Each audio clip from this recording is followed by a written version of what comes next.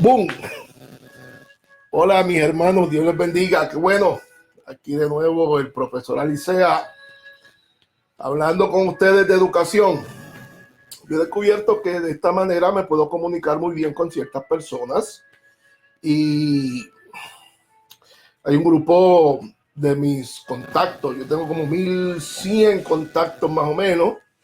Hay un grupo de mis contactos que se acerca, que escucha estos consejos, estas intervenciones, y me parece a mí que les puede bendecir. Así que le pido que se quede 1 minuto, 2 minutos, 5 minutos, no más de 20 minutos. Ya los que me conocen saben que nosotros estamos aquí por 20 minutos y ya pronto la serie hablando de educación ya pronto pues termina. Le voy a dar descansar la serie hablando de educación y voy a empezar otra serie que es Palabras Raras del Nuevo Testamento, una serie más bíblica. Pero en esta serie lo que yo he querido hacer es compartir con ustedes las experiencias que yo he tenido en 30 años de educador cristiano, desde que yo era un líder en la iglesia que crecí. Empecé a dar clase a los niñitos de Manuela Pérez, los hermanos que son puertorriqueños, saben dónde queda el caserío Manuela Pérez en el área metropolitana. Pues allí yo le daba clase a los niños parvulitos. Yo empecé dando clase de niños.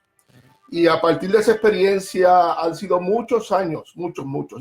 Y tengo una gran cantidad de experiencias y de ideas que en este proceso he aprendido.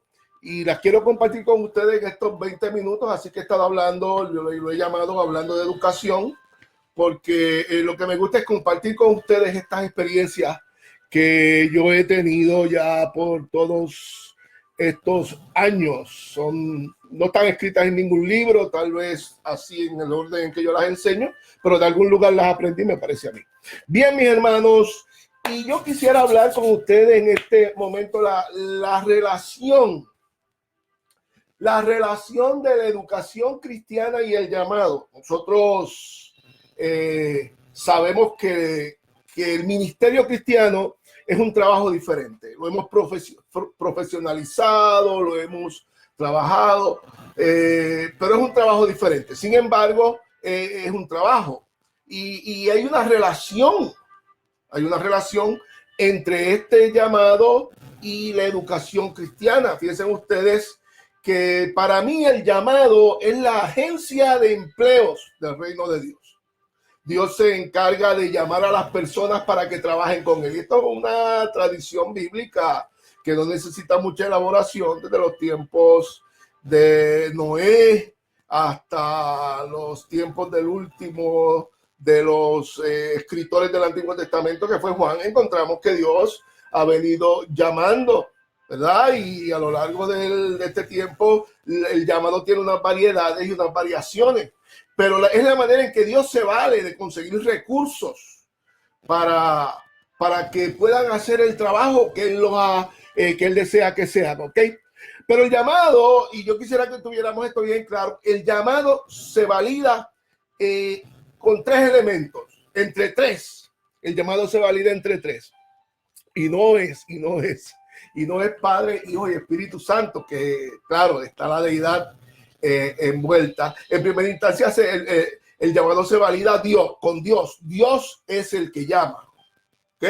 Dios es el que llama. Así que Dios escoge para llamar a las personas, y el llamado es por gracia, no porque nosotros lo merezcamos, hermano. No porque nosotros pensemos que somos los mejores, que tenemos los mejores talentos. Mira, hay veces que Dios se vale de gente con menos talento que muchos y los ubica y los coloca para que la gloria sea de Él. Porque esto no depende del que sabe, esto depende del que está dispuesto. Así que Dios lo que hace es trabajar con personas que están dispuestas. Se valida con Dios, con el sujeto y con la iglesia. Dios llama, pero si la persona no quiere ir, no quiere ir. Yo soy arminiano, por lo tanto yo entiendo que la persona tiene libre albedrío y que la persona puede escoger y que la persona puede decir que no. En la iglesia, en la Biblia, perdón, hay una gran cantidad de casos donde todo el mundo dijo que sí, pero también tenemos unos casos donde las personas dijeron que no. Un caso muy patético es el caso de el profeta Jonás, Y lo triste del caso del profeta Jonás es que Jonás se quedó enojado. Nosotros no tenemos una idea qué pasó con Jonás. Lo dejamos en Nínive enojado, renegando de la gracia divina.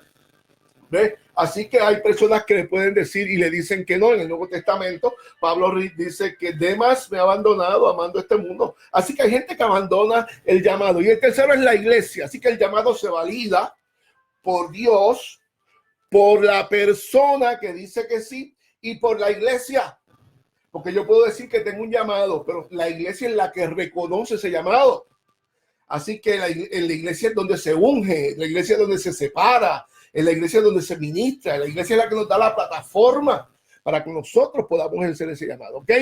Así que nosotros encontramos que para servir en el reino hay que estar llamado.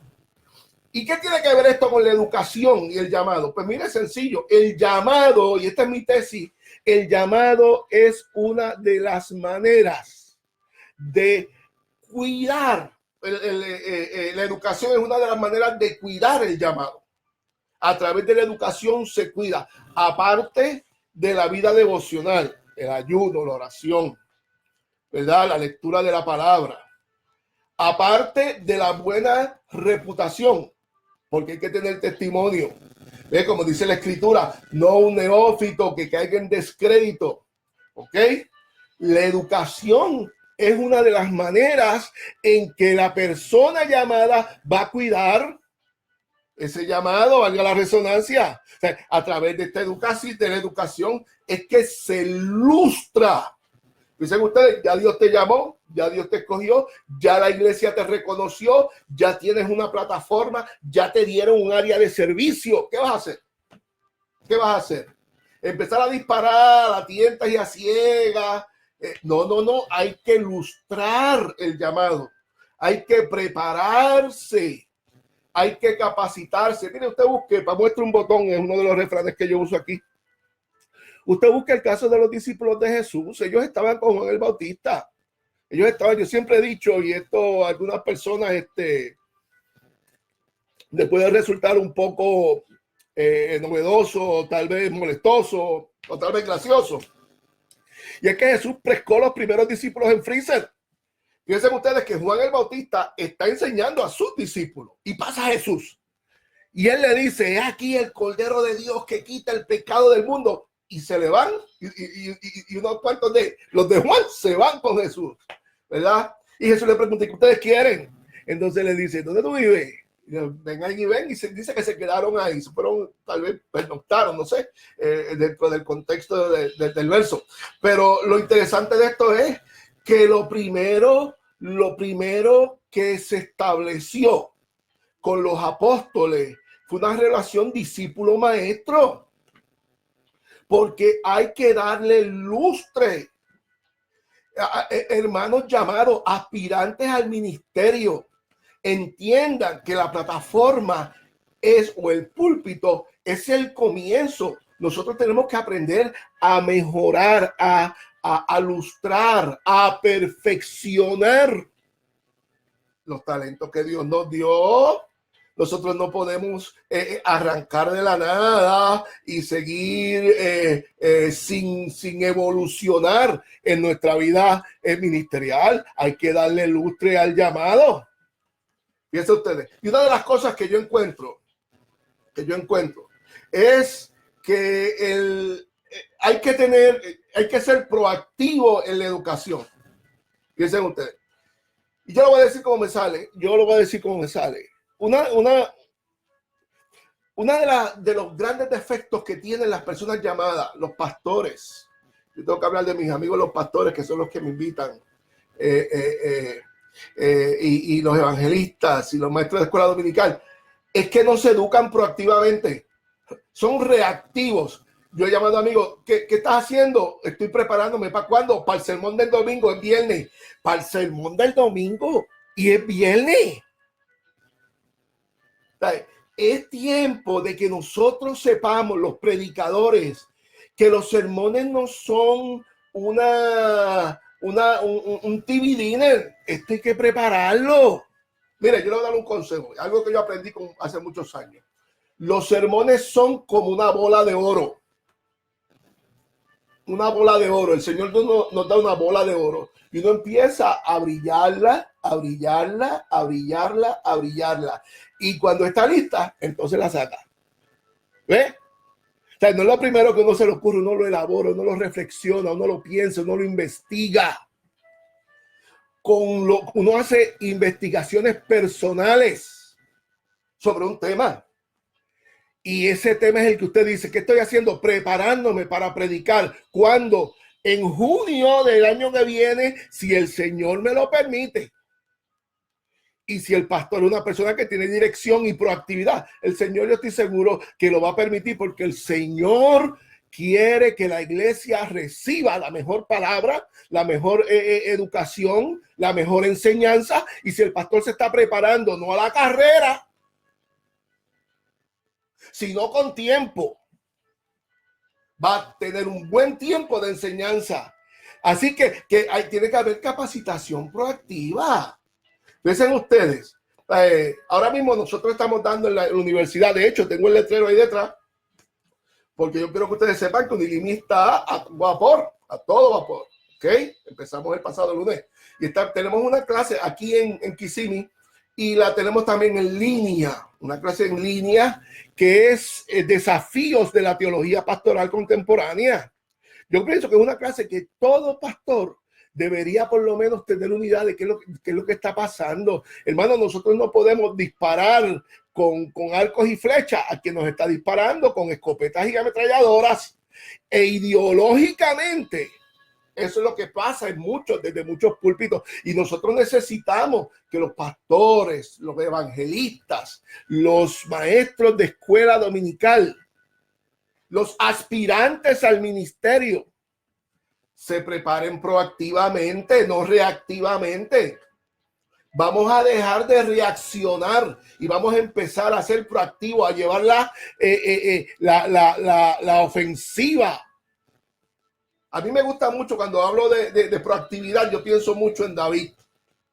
Porque dice que Goliat corrió, los que han escuchado el pasaje, o Goliat corrió a la línea de batalla, pero David se adelantó. ¿Ves? Eso es proactividad. Lo que había era un gigante y él se llevó 5 piedras. Eso es proactividad. O sea, ten más de lo que necesitas. Ten más material. ¿Qué va a hacer el Señor con ese material que tú tienes? Porque hay gente que dice ese viejo adagio que no tiene ni aplicación homilética, ¿verdad? Que dice, abre tu boca, que yo la llenaré, o que el estudio es fatiga para la carne. Esas cosas no tienen aplicaciones homiléticas. Eso tiene un contexto, pero no es el contexto de predicar. Mira, ten material, que el Espíritu Santo de todo ese material que tú tienes va a sacar para darle a la iglesia. Pero si uno no tiene nada, ¿qué va a dar? ¿Qué va a dar? ¿Qué va a dar? Así que uno tiene que prepararse proactivamente, ¿ok? Otra cosa que yo creo que es interesante y lo doy como un consejo, es que tiene que haber curiosidad. Tiene que haber curiosidad. O sea, en la época que nosotros vivimos ya no hay falta de información. Cuando yo estudiaba en el seminario, había que leer de los libros hard copy, de libros así. Ahora no, ahora yo tengo un teléfono celular que donde tengo alguna curiosidad, como dicen en el barrio mío, los googleo. Y ahí tengo, o sea, ahora lo que hay que saber es cómo escoger y seleccionar la información, porque ya la información está toda. ¿Cómo escoger y seleccionar la información? ¿Ok? Ten curiosidad, sé curioso sobre los temas, ¿verdad? Yo le voy a decir mi experiencia, que es un tema que no tocó mucho, pero toda vez que tuve que hacerlo en un momento dado de mi vida intelectual. Y yo comencé a tener esa lucha entre el calvinismo y el arminianismo. Esto fue hace años atrás. Y yo recuerdo que yo en esos tiempos yo no estaba estudiando en ningún lugar y quería los argumentos que necesitaba para poder hacer mi posición teológica. Yo no tengo problema con ninguna de las dos, pero necesito escoger una. Y recuerdo que hice una oración al Señor. Le dije, Señor, ayúdame y guíame en este proceso. Y empecé a leer a leer y a buscar y a buscar y a buscar. Yo lo puedo decir abiertamente, yo soy arminiano, ¿entiendes? Pero soy arminiano por convicciones, ¿ok? No soy arminiano porque el pastor me dijo que diga que soy arminiano. Y arminianos somos los que creemos que entre otras cosas, que la gracia es resistible, que la persona puede decir que sí y que no al regalo divino de la salvación, ¿verdad? En relación a la gracia irresistible, que es uno de los ángulos que trae el calvinismo, y eso es material de otros 20 pesos, y tenemos por ahí una gran cantidad de hermanos calvinistas extraordinarios. John Wesley le escribía al señor Coates, le decía, tú crees que tal caída de la gracia no es posible, pero hay hermanos tan santos y eruditos como tú que creen que sí es posible. Debes tener paciencia con ellos como ellos contigo. Anda, y yo grité, no debo gritar. Por lo menos aquí no hay nadie. Ok, así que no tenga miedo. Un estudiante de Biblia sabio y dirigido por el Espíritu Santo es como un técnico de explosivos. Los puede manejar sin que le exploten en las manos. Vemos muchos maestros confundidos, vemos muchos líderes confundidos porque no ha habido una base. No ha habido una base. Ten curiosidad, atrévete, busca mentoría, pregunta, lee. Enriquécete y verás cómo la vida completa, como el ministerio completo, tú que eres aspirante al ministerio, atrévete, ten curiosidad, ¿ok? La otra cosa que yo veo es que en estos días, y pienso que es la necesidad de los tiempos, y es que las iglesias como que tienen una especialidad. ¿Qué podemos decir? Tienen una especialidad. Me explico. Ustedes saben que hay especialistas de las uñas, de los ojos, de las orejas, de donde fuera. Para iglesias que tienen una especialidad, que su ministerio, déjame ser un poquito más apropiado en términos, su ministerio está dirigido hacia unas necesidades sociales o unas necesidades espirituales de las personas. Hay iglesias de restauración, hay iglesias de la familia, hay iglesias que trabajan con madres solteras, hay iglesias que trabajan con homeless. Es como si hubiera una especialidad. Y pienso que esa tendencia no es mala, es buena. Pienso que no es la única, tiene que haber diversidad. Igualmente hay ministros que tenemos unas especialidades. Hay ministros que trabajan mucho con las emociones, otros trabajan mucho con la estima, hay otros que trabajan con la familia, otros que trabajan con las crisis o con los desórdenes de personalidad. O sea, no estoy hablando del término profesional, estoy hablando de un ministerio que se dirige en esa dirección para ministrar y servir a determinados grupos. Tengo una especialidad. Le digo todo eso para decirle esta otra cosa. Tengo una especialidad, prepárese. Yo siento que mi especialidad es educación cristiana en Biblia. Mire que yo no sé ni hebreo. Mire que yo no, de Antiguo Testamento, yo no sé nada. A mí hablan del Antiguo Testamento, yo soy un analfabeta. ¿Ves? Ahora, a mí me gusta mucho el Nuevo Testamento. Me gusta mucho el Nuevo Testamento. Puedo decirle que he enseñado del Nuevo Testamento, de todos los libros del Nuevo Testamento, he enseñado varias veces, de todos los libros. Hay veces que pienso que debería escribir una introducción al Nuevo Testamento, pero un compromiso con un libro son otros 20 pesos. Miren ustedes, tengo una especialidad, pero también tengo un hobby. Tengo un hobby educacional, ¿verdad? Tengo un hobby, algo que usted diga, caramba, pues mira, mi trabajo es este, yo soy bueno en esto, pero déjame explorar. Eso es a lo que me refiero. Explora. Atrévete a explorar temas que nunca has pensado. Te vas a llevar sorpresa, vas a aprender otras cosas.